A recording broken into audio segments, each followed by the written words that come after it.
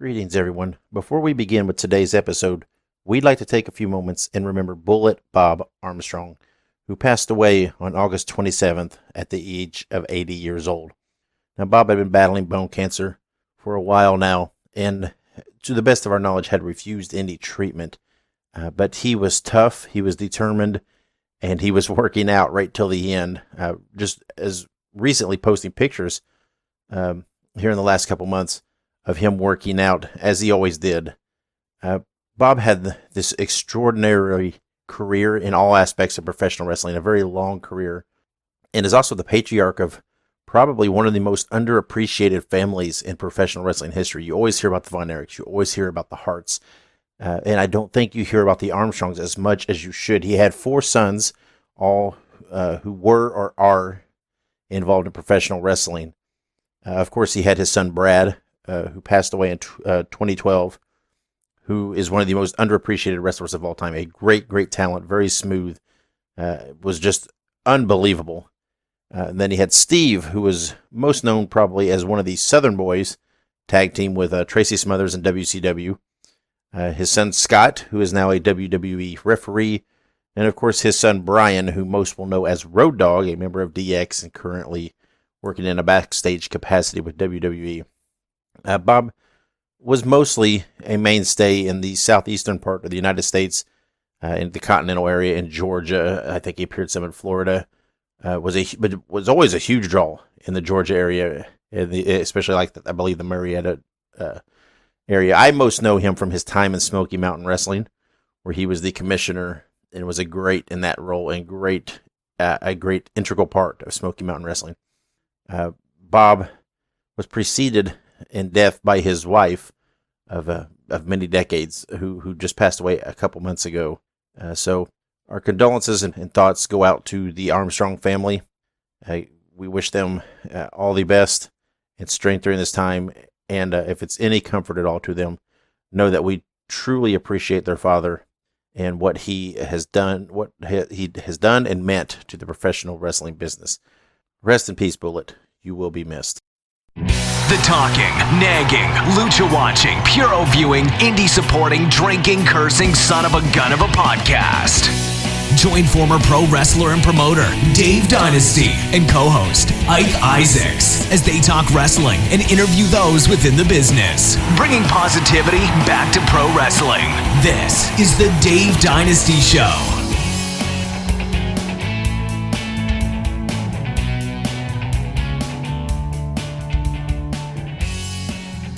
Greetings and welcome to the Dave Dynasty Show. I am your host, Dave Dynasty. Thank you for joining us in this special episode as we are going to discuss the PWI500 from Pro Wrestling Illustrated. And joining me to discuss it is the co-host, Ike Isaac. Ike, how are you? I am rocking and rolling, man. How you doing? I'm all right. So I'm pretty excited. I'm a big kind of a mark for the PWI500. Before we get into all that, though, if you're listening, make sure you follow us on Twitter. It's my Twitter, at the Dave Dynasty. There you can follow the show there. And if you're on Facebook, just look up Dave Dynasty Show, and we have a page there. And you can follow us on any of the podcast platforms out there. We're on pretty much all of them. And wherever you do, make sure you subscribe, and if possible, leave us a rating and review. So we're going to talk PWI 500, the 2020 PWI 500. So this is spoilers. The physical physical issue does not come out until, I think mid to late September. Now, the digital issue is available, so I'm not doing anything covert. I haven't stolen the list or anything like that. I purchased the digital copy from PWI, and that's out now. So this is all legit. So if by chance you're listening to this and you don't want to know, you're going to wait for a physical copy, then that's fine. Then just turn us off. We've got your download and we're good. So you can go about your business now. But if you don't care, which I suspect most of you don't, then continue on. And before we even get into it, let's discuss. There's a stigma with the PWI 500, and a lot of people in the world nowadays, in the wrestling world, will say the PWI 500 is just a work. It's just a joke. It doesn't mean anything. There's no validity to it, and whatever else. And to me, that's such a ridiculous thing to say, because yes, there's nothing. You're not going to get more bookings, or your booking rate's not going to go up, and I get all that. But man, why be such a buzzkill? I mean, the PWI, it's a fun thing. if you're a guy toiling on the indies and you see your name in it, it's fun. It's cool to see your name in print. I mean, why? I don't understand why everybody's such, I don't know, sticks in the mud about this shit and get all worked up about it and everything else. I mean, I understand there's nothing scientific or validity or whatever. I get that. But I don't think anybody's ever claiming there is. It's just a fun thing. And I see so many people that get excited about being on the list and other people just waylay into them. And shit like that just drives me nuts. Yeah, no, I agree. I feel like a lot of people, they act like the people who do like the PWI500. They feel like, they think this is some like tried and true method of determining who's the best wrestler of all time, and that's just not what it is. That's just not what it is. I think they try to. I'm sure the writers, I know, they look at it. They look at guys and their activity and what they accomplish, and it's different than it used to be because there's not as much television product. And I get that, but I mean, it's just fun. It's just quit worrying about it, and just enjoy. I mean, goddamn, just have a little fun with wrestling once in a while. And I mean that in the best of way, not in the let's be silly and stupid shit way. Right. Some people seem to take it. So let's look at some of the stuff this is what PWI themselves says about the 500. Some of the criteria. They say it's not a ranking for the calendar year January through December. The period runs from July 1st, 2019 through June 30th, 2020. That's because of their publication dates. That's the way it runs for them. And it says wrestlers must meet the following requirements for activity to be considered for a ranking. They must have 20 matches during the evaluation period or at least one match in 7 separate months. And now, that right there is a statement on the state of professional wrestling that they think, during a year period, that 20 matches during that period is a big deal. I mean, that's nothing against PWI. That's just the state of wrestling because you go back to guys working, it used to work 5 to 7 times a week. And now we're talking about once a month barely or twice a month barely. I mean, that's kind of a reflection of the business and the amount of places you can work. And it says exceptions were made for wrestlers who were on track to complete these requirements prior to COVID. Of course, they had to take that into consideration. And they were also considered on a case-by-case basis wrestlers whose careers were impacted by the speaking out allegations. Now, I don't know. I'm not exactly sure where that played into this. I don't know. I'm sure, like, again, I didn't look piece by piece compared to the allegations. I'm sure there were some guys that maybe were like I can't tell you. I don't recall seeing Joey Ryan's name on here. Thank you, Jesus. But but and I'm guessing it's stuff like that. Guys that had heavy allegations just were left off the list, and I get that. So again, that's the only name that really jumped at me. I'm sure there were more, but we're not here to dive into that. So. And the PWI 500 has been done since 1991, and like I said, I'm a mark for I always loved it.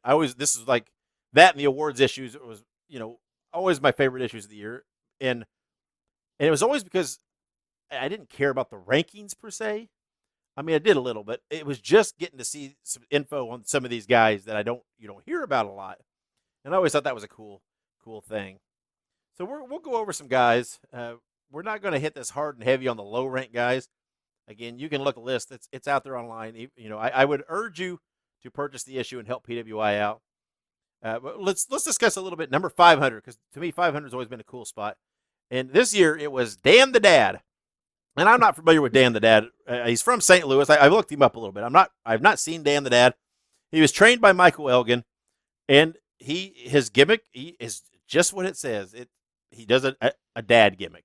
He wears khaki shorts. He wears glasses. He looks like your suburban dad, and again, I've not seen him, but it sounds pretty humorous to me, and and I could see where that would be entertaining. And they often do in the 500 put a guy with kind of a gimmick like that who kind of has that fun, entertaining value. So, I guess a guy doing doing your quote unquote dad gimmick, although I think this guy's only like 26, 27 years old, so he might be a dad, but he'd have to be a pretty new dad. Unless he was a teen dad, and so I don't know, I don't know how much he could really be qualified to be a suburban dad, but I don't know. It's kind of a fun gimmick, and again, that's kind of what they slide in that 500 spot. So, congratulations to Dan the Dad for being number 500 on the list. And again, we're not going to scan through this entire list because we would be talking forever. I will tell you, as you scan through the list, there's 14 guys on this list who have been guests on the Dave Dynasty Show. And one guy that kind of jumps at me is at 442, Mr. Cole Radrick, friend of the show. I'm quite proud of young Cole, and I know he's pleased and happy to be on the list. You know, it's a cool thing. We had Cole on way back in episode 5. He was one of our first guests, and actually our only guest that we've actually done a face-to-face interview with, where we actually sat down with him. So I was pretty happy to see Cole on there. Like you're pretty familiar with Cole, you know, and he's got a lot of upside and promise. But I think for his first year, and the fact that he's still pretty young, I think 442 is a pretty solid ranking for him. Oh yeah, and and I follow him like on all of his social media, so I've kind of kept track of him a little bit, and he's continuing to work, and he's always putting out new stuff. Even in a time of the pandemic, he's continuing to be really active on social media, and he's continuing to talk wrestling, and he's continuing to do what he needs to do. So he's looking better and better, and yeah, like you said, he's awesome. He's been on the show a couple times. He's been on the show twice, obviously, and he's actually one of only a couple of people who have been on the show multiple times. But also, he was our only face-to-face interview, which I do now recall. Yeah, that was his assistant. He wanted to do it face-to-face, which is okay. I'm cool with that. But so yeah, if you're not familiar with Cole Radrick, look him up. Again, a lot of these guys on the list, they the COVID, the pandemic, it put a hurt on them because I know prior, and Cole, and it is what it is. Obviously, it's just the circumstance, but Cole had a lot of momentum. It was starting to branch out. It was visiting some new states, really starting to hit his mark and make a name. And then, of course, the fact that just shows cease up, it puts you feel like that momentum you had going kind of hits you. And there's a lot of guys on this list that's happened to. So, and again, you look over the list. There's a lot of guys that have been on the show, like we said. We're as I scanned up from the bottom up, we had Cole, we had Justin Smooth, Kerry Awful, the Beer City Bruiser, Trip Cassidy, Calvin Tankman, Matt Tremont, Dasher Hatfield, Shane Mercer, Jake Christ. All those guys were been on the show, so they're all through the list. Up to Jake was ranked 234, did a lot of work in Impact Wrestling this year. And then let's skip around. We'll skip up to 172, and our old buddy Mance Warner on the list at 172. Of course, Mance was red hot before the pandemic hit. Doing a lot of work for MLW and become a big star and catching on. And this is a guy though that we knew from day one. We knew this guy was going to be a star. I mean, I gave him some of his first bookings as a career, and we had him. I can't even list the number of episodes he was on with us because in our beginnings for I don't even know how long, he did a weekly segment on the show called Warner's Wisdom, and he was on every week. So if you go back in our archives and look, I don't even know. Again, I don't know how many episodes. It had to have been at least 60, 70 episodes, I'm guessing, if not more, that he was on there every show doing, a segment. So if you like Mance Warner, you go back and look at that. And I'm always proud of Mance every time something happens. And it's because I knew him, coming out of being trained in Lafayette, Indiana with Billy Rock and seeing him in his beginnings and I remember, bringing him on the shows in those first episodes and having him do this bit. I'd only heard him talk a little bit, and I told him, I said, dude, you got to come on and do this. He's like, I don't know. I'm like, man, you can talk. Like, you've got to talk. You've got it. You can do it. I want you on and doing this. And I'm not, I'm happy that maybe we gave him a little bit of, if nothing else, something to work on talking and to sketch out some ideals. And, but it's clear. I mean, he's to me, one of the best talkers in the business now, and it's so entertaining and it's so fun. And, really to me, a throwback wrestler with that Southern, that brawl style and what he does in MLW. No, 100%. Yeah, and like you said, I mean, he goes way back for the Dave Dynasty Show. I remember his drunken musings on the old Mance Warner six-packs, as we used to call them. Mm-hmm. Little collections of his wonderful wisdom in the very beginning when he started wrestling and everything else. So, like you said, he's really just awesome, and I'm so happy to see him, excelling as he has, and obviously obviously, I don't think the pandemic's going to even put a dent in that. I think when this is all over, he'll be rearing to go again.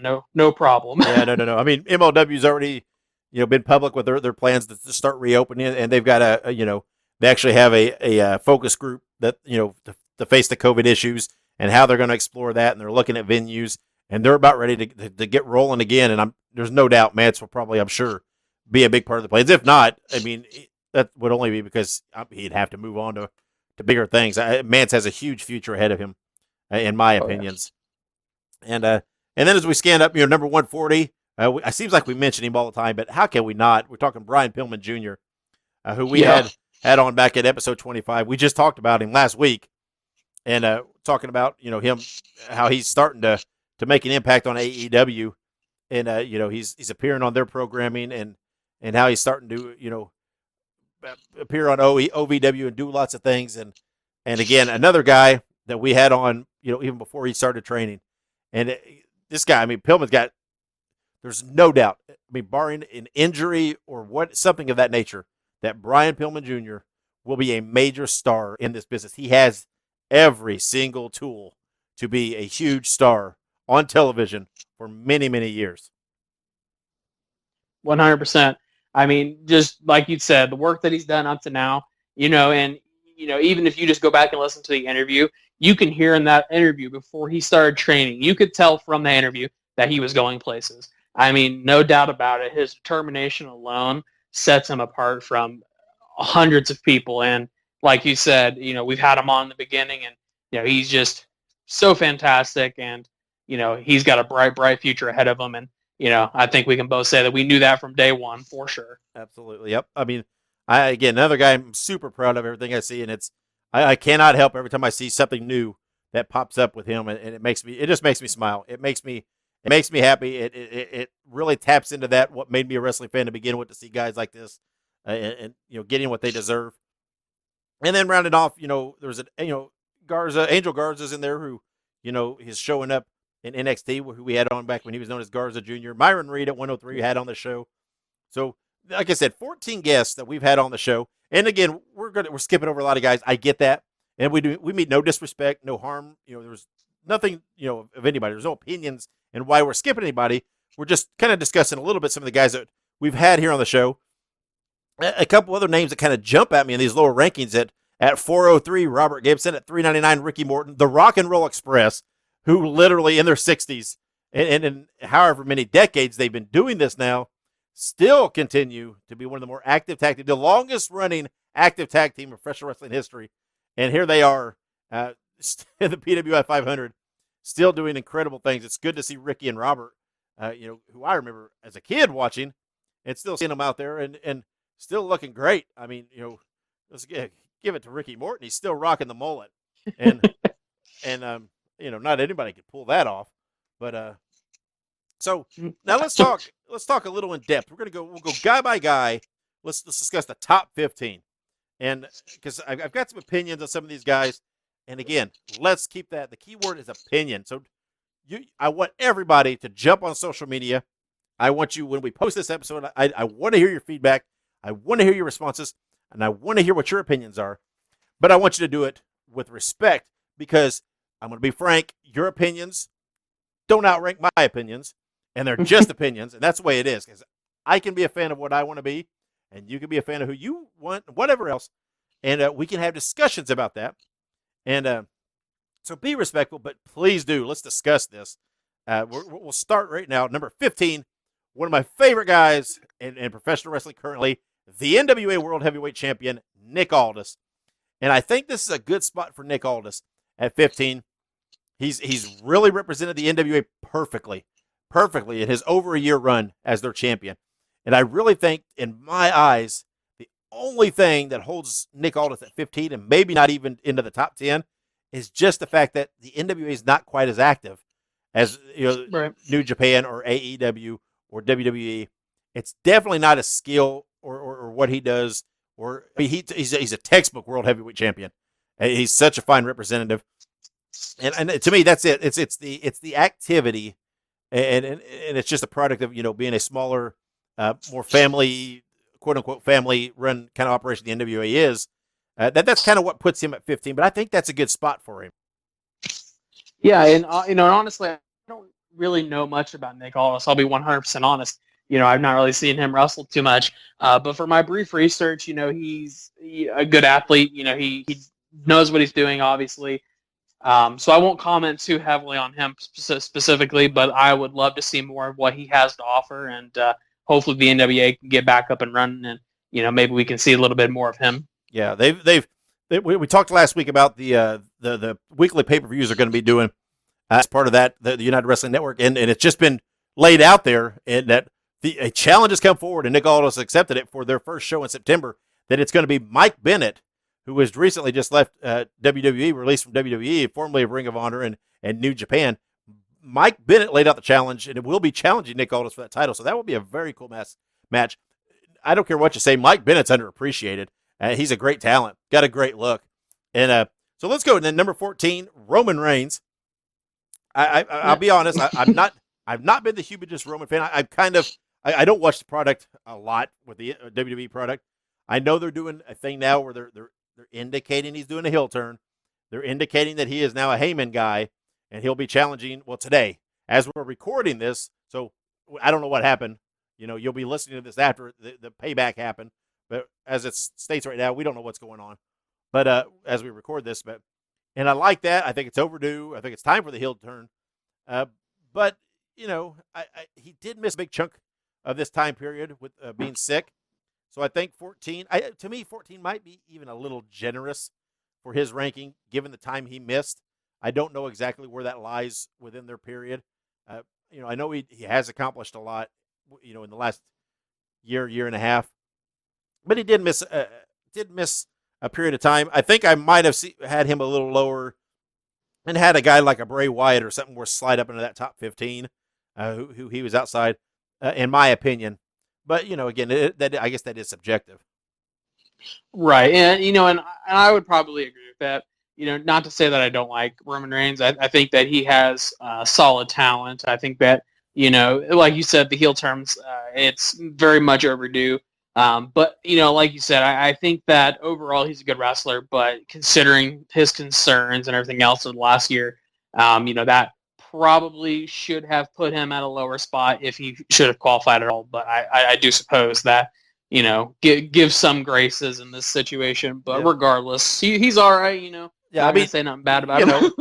Again, he met the criteria of the 20 matches. Right. I get that. But, I just think, I don't know. To me, maybe a little lower, but whatever. Oh, but now we're going to talk about number 13, Mr. Kenny Omega. And I'll be point blank. I do not like Kenny Omega. I do not like him. And again, I think 13, and I know, God, some people are going to blister me for this. I think 13 is too high for him. I honestly don't even think for this year he was top 20, because I don't think, outside of what he's done recently in his tag team with Adam Page, I don't think he accomplished a lot in AEW, and he's been exclusively in AEW for this time period. Right. To my knowledge, I think the way the time lies, and so I don't think he. I mean, he wasn't really knocking it out of the park, and to me, 13's too high. I think he probably should have been outside the top 20. I could see him being in that top 30. Again, I see a guy.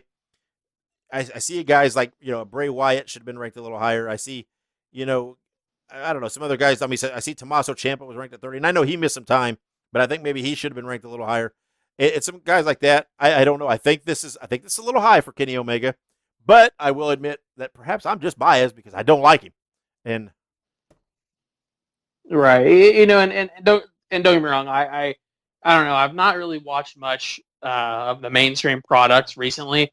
But I will say that I can appreciate what Kenny Omega brings to the table. I mean, he does have a certain he does have a certain style that, in my opinion, fits well with the current AEW product.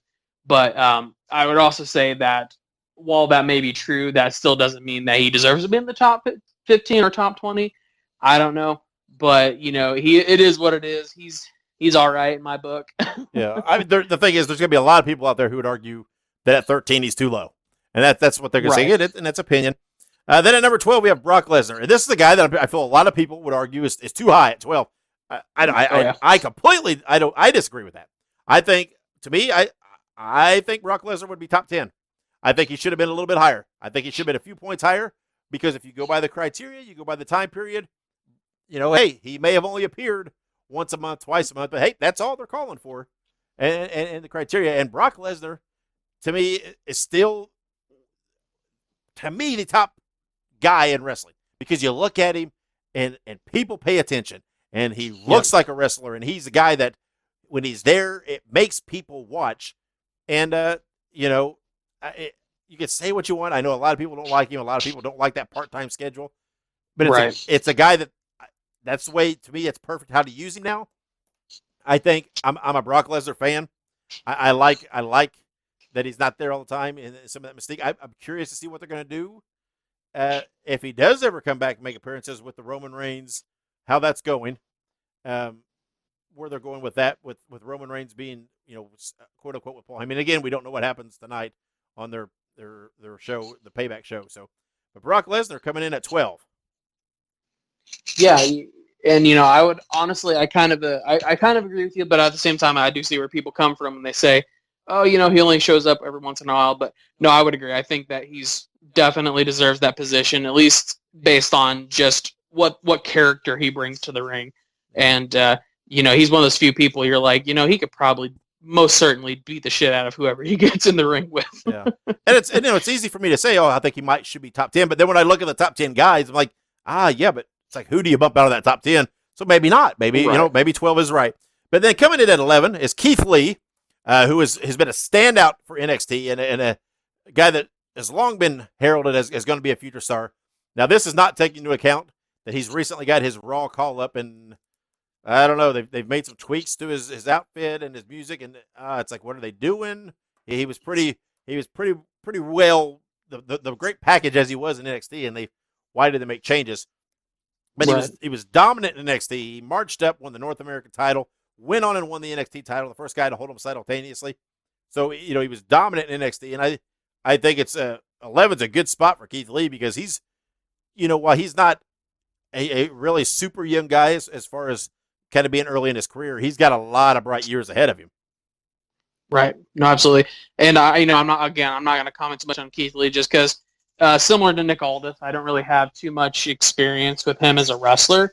But I do know that he is a good talent. He's been in the NXT for a little while, and like you said, he's gotten his Raw call-up. So for sure, I think he'll do good. Fingers crossed that WWE doesn't mess him up like they do most people. So we're getting ready to crack the top 10, but before we do that, let's take a little break. Let's hear from our sponsor, and when we come back, we'll talk through number 10 through number 1 in the 2020 PWI500, so stick around. 2020 has been the year of things happening that are completely out of our control. But there is one thing you can control, and that is shaving your bush. That's right. Our sponsors at Manscaped are here to remind you to do so. Now, we've all experienced the quarantine, and when you don't go out in public a lot or you don't go to work as much, you tend to forget the personal grooming habits that you're used to. Well, the Manscaped Lawnmower 3.0 is a premium electric trimmer that's designed to give you a confidence boost through body image. It's very important to groom even during this time. Their ceramic blade and skin-safe technology are designed to reduce nicks or tugs on you fellas down low. The Lawnmower 3.0 is also waterproof and comes with an LED light, so you can manscape in the shower, in the dark, or in a dark shower, whatever floats your boat. They also just released their Shears 2.0 nail kit, which is the perfect add-on to their Lawnmower 3.0 trimmer. The Shears 2.0 is a luxury 4-piece nail kit featuring tempered stainless steel tools, and it includes tipped tweezers, rounded point scissors, fingernail clippers, and a medium grit nail file. The Shears 2.0 nail kit allows you to pluck your eyebrows and trim your nails in style. On their website, you'll also find the Crop Preserver, an anti-chafing ball deodorant and moisturizer. This will help you tame that summer swamp ass with natural hydrators and antioxidants. You'll also find the Crop Reviver, a testy toner that's like having cologne that is designed for your balls. We won't judge you if we catch you sniffing yourself. Go to manscaped.com and check out some of these life-changing products. In fact, listeners of the Dave Dynasty Show will get 20% off plus free shipping with the code DYNASTY20 at manscaped.com. That's 20% off with free shipping at manscaped.com and use code DYNASTY20. It's time to grab 2020 by the horns by shaving that front trunk. All right, and we're back now, and here we go. We're going to dive into the top 10 for the 2020 PWI 500, presented by Pro Wrestling Illustrated, thus the PWI, if y'all couldn't figure that out on your own. Coming in at number 10, one of my all-time favorites, AJ Styles, and it's hard to argue. Again, it's the guy I look at him thinking, 10 might be a little low, but again, I might be a little biased because I'm such a huge AJ mark. The guy's so good in the ring. He has good matches with everybody he competes with. He's done that for years. Through Impact, through Ring of Honor, through New Japan, and now, of course, WWE. So I'm happy to see him in the top 10. I think, to me, I think he could have been a little higher, but again, I'm biased. It's just opinion. He's definitely one of my top 5 favorite guys in the business. But number 10 is a solid spot for AJ. Oh, yeah, I would definitely agree. And similarly, I do love AJ Styles. I think AJ Styles is a quality wrestler. He's been wrestling for a very long time. He does good stuff. I've seen him in Ring of Honor. I've seen him in TNA. I've seen him in WWE. Anywhere he goes, he shines. So number 10 is rightfully a position he deserves. Yeah, and then coming in at number 9, this one makes me happy. Number 9, Kofi Kingston, and it's easy to forget that now that Kofi's he's back in the tag team with New Day, and it's easy to forget that run he had and the fact that he was champ, and he got that.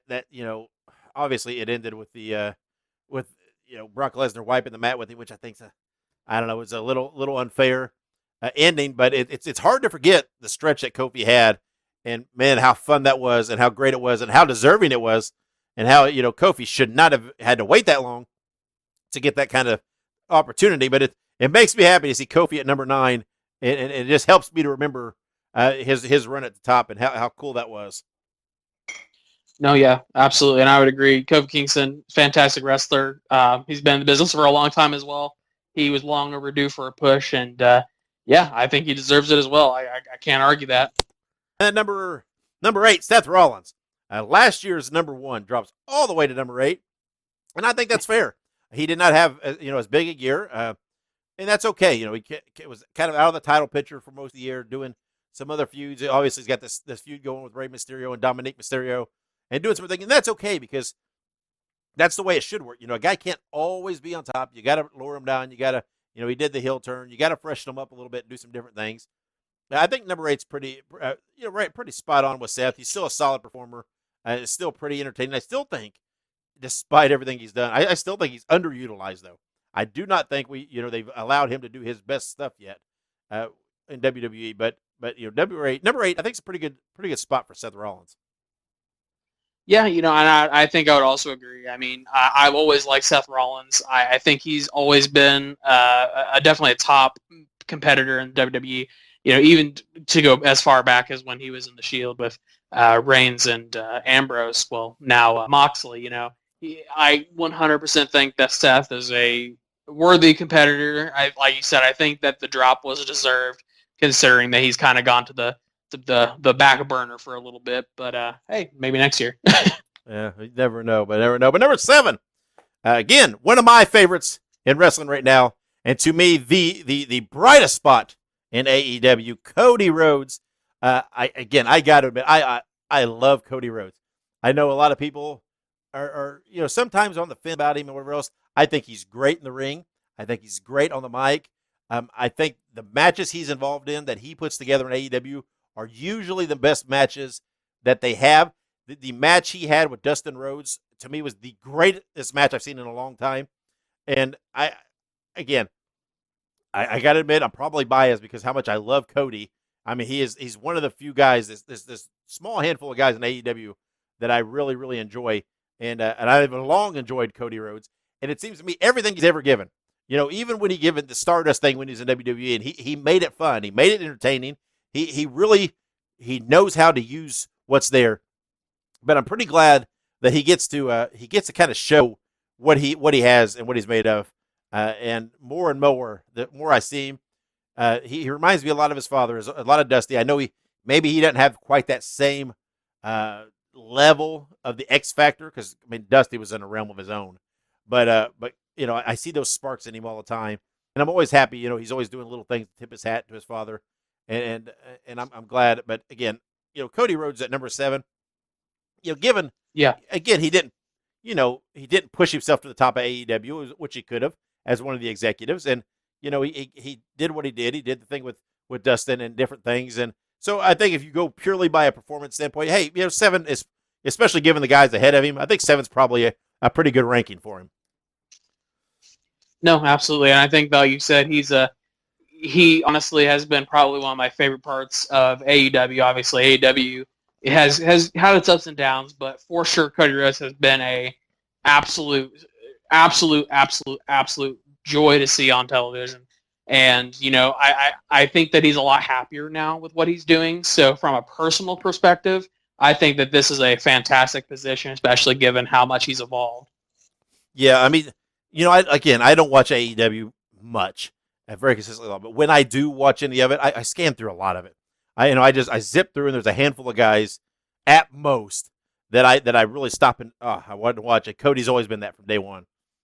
And then number 7 or number 6, Okada from New Japan, and again, Okada's one of those guys that you think, you look at him and it's so hard.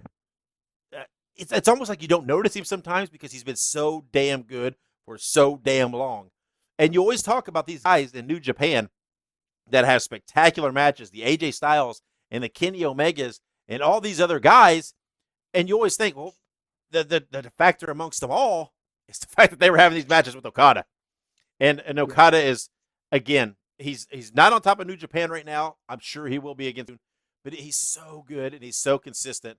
And I mean, he's a star.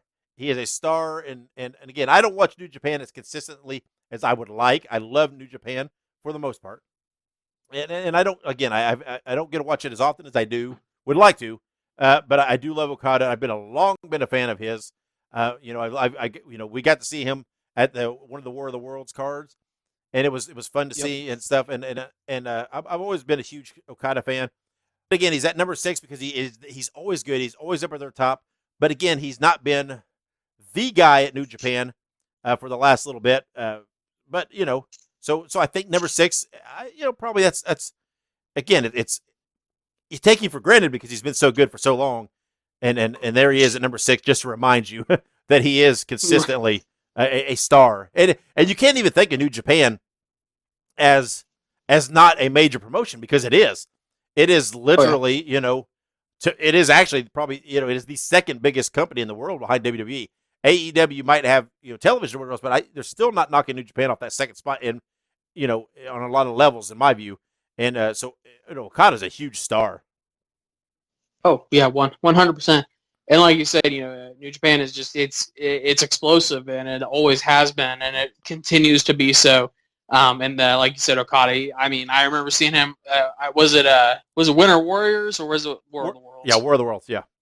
War of the Worlds. Oh, yeah, I remember seeing him there, and it was fantastic, obviously. I've seen many, many, many matches with his, and like you said, any of the greats that you think of that went to Japan and did well, they wrestled Okada. So yeah.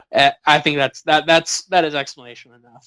Yeah, I mean, so it is. You always think of this, you think of, how good AJ was in New Japan and how good Omega was in New Japan. And again, they were.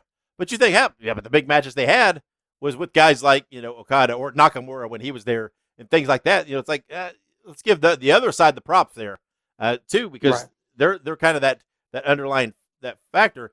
And Okada, again, not being on top of New Japan, it's because of number 5, Naito has been the star at New Japan for the last few years, holding, just recently regaining the New Japan title and their Intercontinental title. And Naito has been the big guy. He comes in at number 5.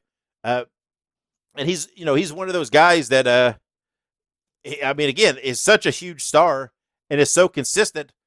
A lot of those guys, sometimes you take them for granted because they're not kind of the flavor of the month, but they're just always so good. Right. No, 100%. And then coming in at number 4 is a guy that I like, a guy that I enjoy, but has got to be a guy who's, man, I feel bad for him in a lot of ways.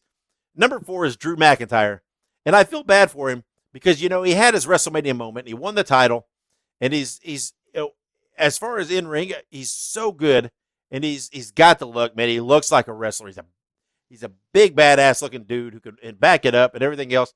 But unfortunately, his reign has fallen in the pandemic, and he's not had the crowds there to really, to liven up this run, and it's hard to judge. And you feel bad for the guy that he had his WrestleMania moment, and he's getting to live his dream, and it has to come under these circumstances. No, absolutely.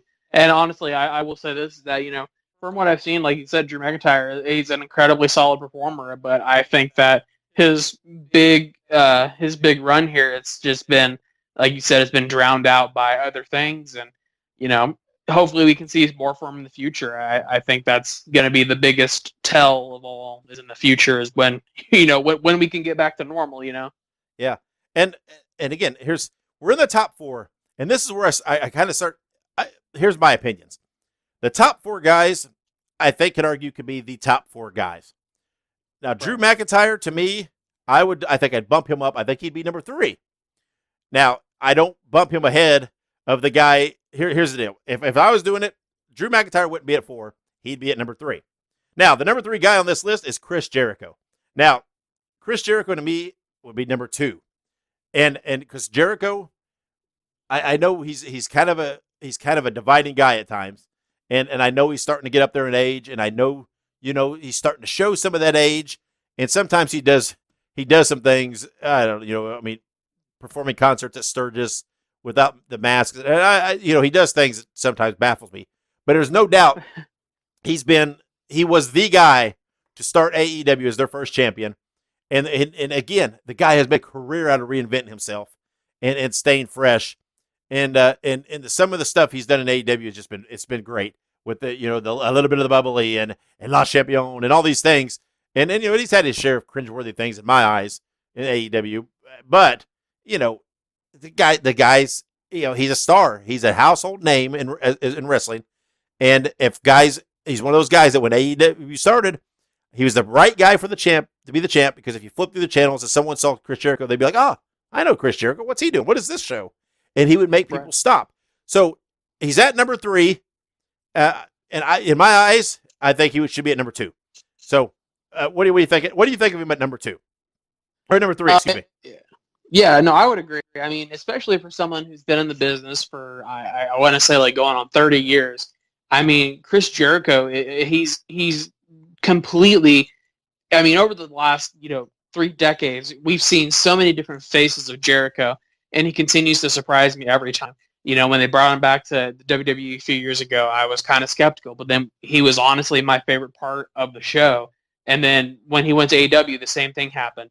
He was a solid performer, and he continued to perform, and in my opinion was quite enjoyable. And like you said, he's had some cringe moments, but I mean, what wrestler hasn't? Yeah. Oh, and he's absolutely spectacular on commentary.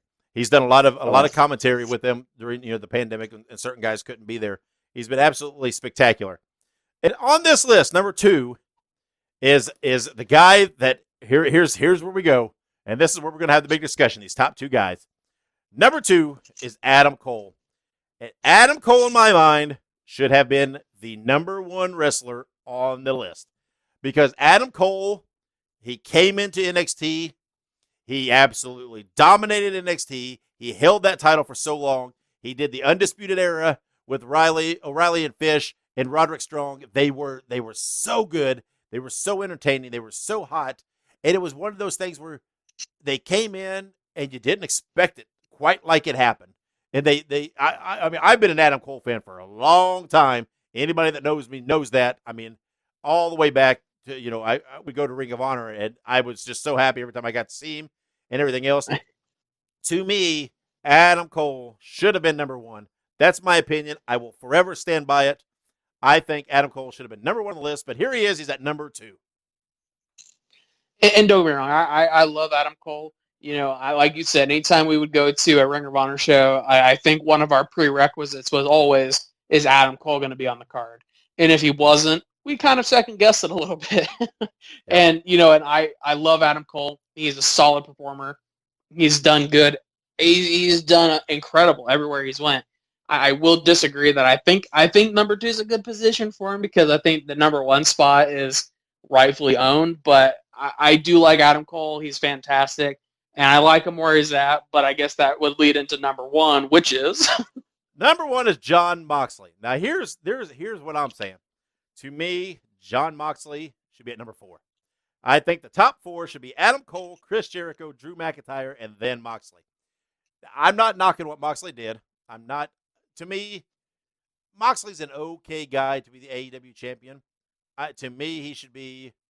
He should be the. I think he should be dropping the belt at All Out to MJF. We'll see what they do with that. Don't get me wrong. I like Moxley. I don't like when he does the hardcore stuff, but I just don't like hardcore stuff.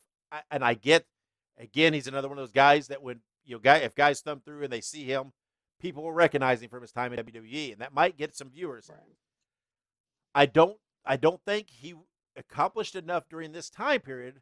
And again, I don't know where his title win fell in this, so perhaps I don't know. If you look at these other guys, I think Adam Cole accomplished more. I think Chris Jericho accomplished more. And I think Drew McIntyre accomplished more. Maybe even a couple others, but I'll be generous there and put him at 4. That's my opinion. That's what I think. I'm not a huge Moxley fan. I'm not. He's okay. He's all right.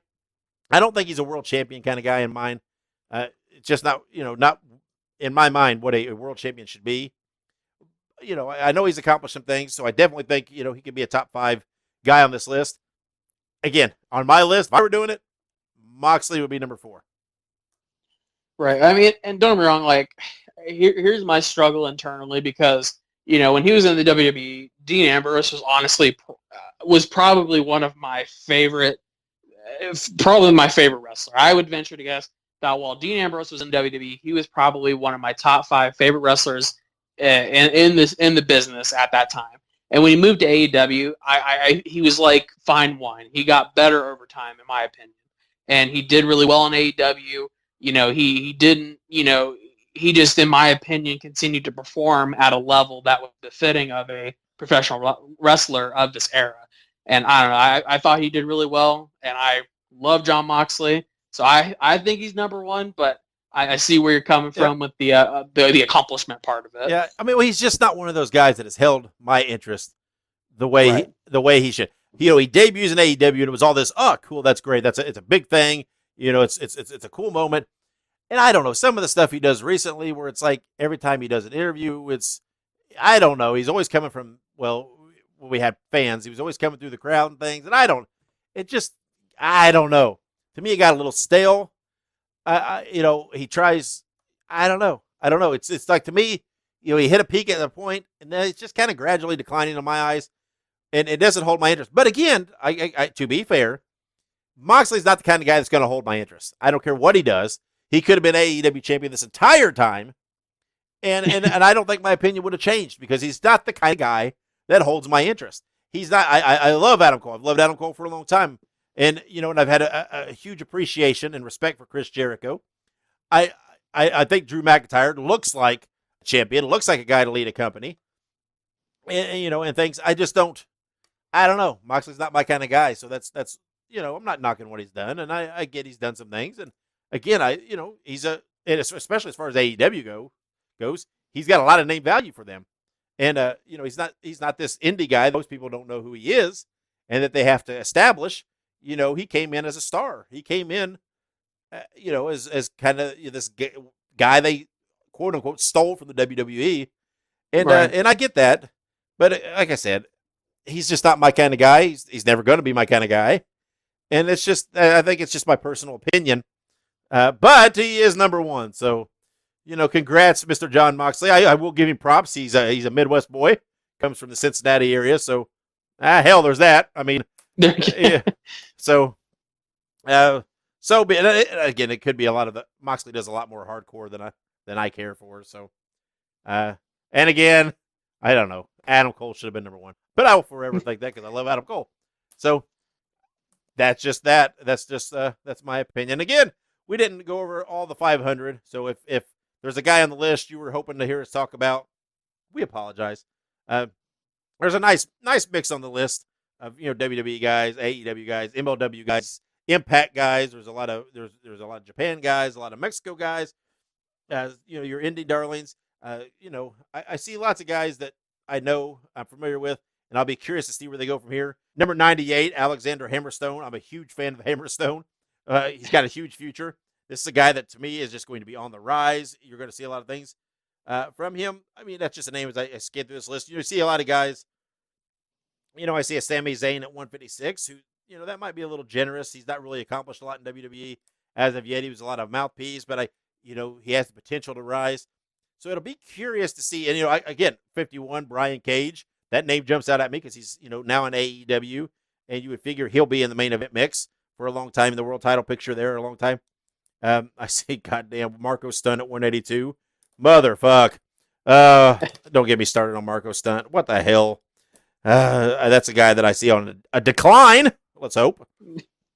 And, again, I'm a huge Tommaso Ciampa fan. He was at 30, and he missed a long period with an injury. He's now back in NXT.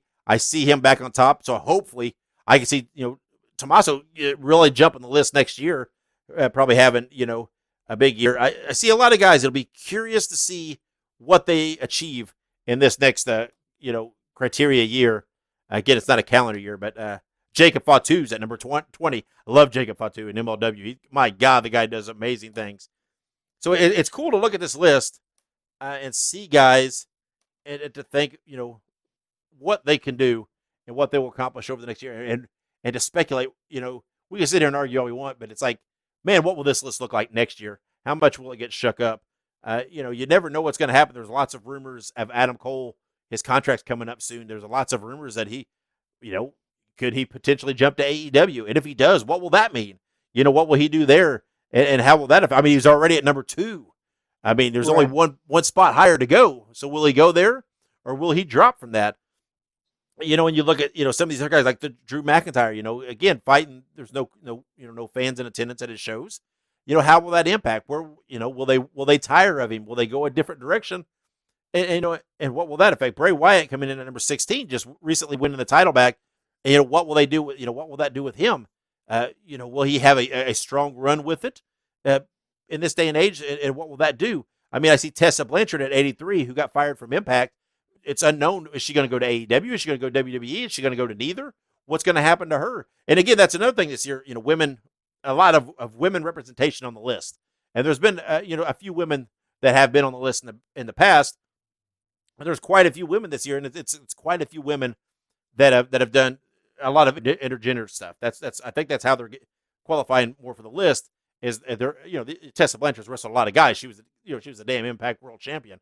So you got to think of that, and especially now that MLW is getting ready to start back up, and things are as things shows start being run in whatever capacity they are, whether it's continue on the empty arena, whether there's social distance involved, as more companies start back up, how's it going to affect? There's been a lot of guys released from WWE that are now showing up in other areas. So how will that affect them on the list? If they go to AEW or they go to MLW or they go to Ring of Honor or they appear for NWA or if they go to Japan or whatever they may do, they can really raise their stock. So it's cool. That's always been one of the things it's neat to me to look is you can look at this ranking all you want. And a lot of people call it bullshit and whatever else, but it's cool when you look year to year. When you look at, Seth Rollins dropping from 1 to 8, and you think, oh, well, yeah, that's right, because he has kind of backed off. So, I think you have to take kind of a linear look at it a little bit and see guys rising and dropping.